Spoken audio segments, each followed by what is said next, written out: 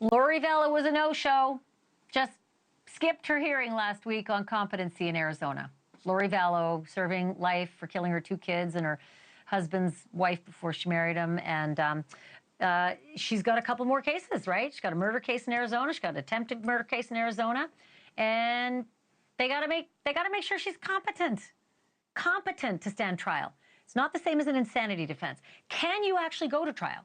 Do you have enough upstairs to go to trial? Can you? Do you know the charges against you? Do you understand the charges against you? Can you assist in your defense? That's it. 2 prongs. Then you're competent. And she's skipping the hearing, refusing to speak to the doctors. And to make it all worse, she's decided to represent herself. So that's happening. My next guest knows a lot about competency and how complicated the hearings can be. Brett Tolman is the executive director of Right on Crime and the former U.S. attorney who led the prosecution of Elizabeth Smart's kidnapper and rapist, a man named Brian David Mitchell. Like Vallow, Mitchell thought he was a prophet and was ordered by God to commit his crimes and was incompetent to stand trial for the better part of a decade. Brett, it's great to have you on. How hard is it when you get yourself into this situation, when you've got someone like Brian David Mitchell or Lori Vallow who are being, obstinate, refusing to go to hearings, refusing to talk to doctors? Can you make someone sane by medicating them? Ashleigh, thanks for having me on. It is a very difficult situation to be in as a prosecutor, mostly because prosecutors rarely have to deal with it. It comes across once or twice, maybe at most, in their career. There takes a lot of study and a lot of work, and they're thinking outside the box, and that's what we really had to do. The county prosecutor had called me up. I was U.S. attorney at the time, and said that she was very fearful that she was going to lose the competency hearing, and wondered if we might want to step in and prosecute the case. I knew that we were up for a real challenge because, as you indicated, the prongs are simple that you have to prove, but what you're in essence showing the judge is you have to convince him that this individual knows the difference between right and wrong.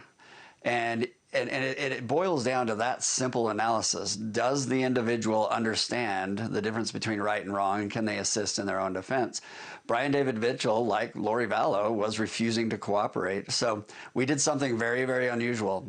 Myself and Michael Wellner, a forensic psychiatrist out of New York, we decided that we wouldn't deal with Brian David Mitchell. And instead, we spent hundreds of man-hours investigating, interviewing all of the people that interacted with Brian David Mitchell, and we put on a trial of sorts to show that he was competent, that he did know the difference between right and wrong, and some of the stuff that we got into evidence to prove that he was competent was remarkable. An acknowledgement of following the rules while in the hospital, hiding and deceptive about some of the things he was doing. And so in the end, Ashleigh, it turned out that this was the way we got around the fact that he was claiming he was incompetent to stand trial, was showing that everything he did indicated that he knew wrong versus right, and that he could assist in his own defense. It's fascinating. I know that he and Wanda Barzee were battling at every stage medication to make them competent. Tell me if that's wrong for starters, but do you see that that's a potential pathway for the prosecutors in Lori Vallow's case?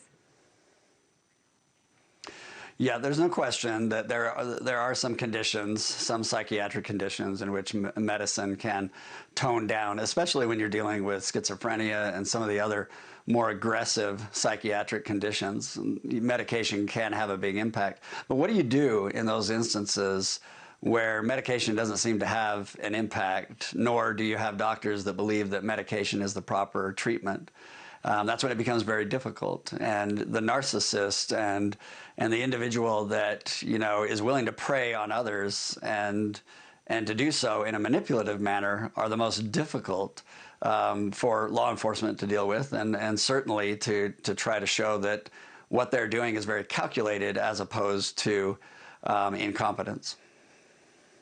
Yeah, Lori Vallow has a lot of that narcissistic, behavior that she's displayed in the past. So I wouldn't be surprised at this, being a real knockdown, drag them out. Brett Tolman, it's great of you to be here. I appreciate it. Thank you so much for this. Thanks for having me. Thanks for watching. Go to joinnn.com to find NewsNation on your screen. And don't forget to click the red subscribe button below to get more of NewsNation's fact-driven, unbiased coverage.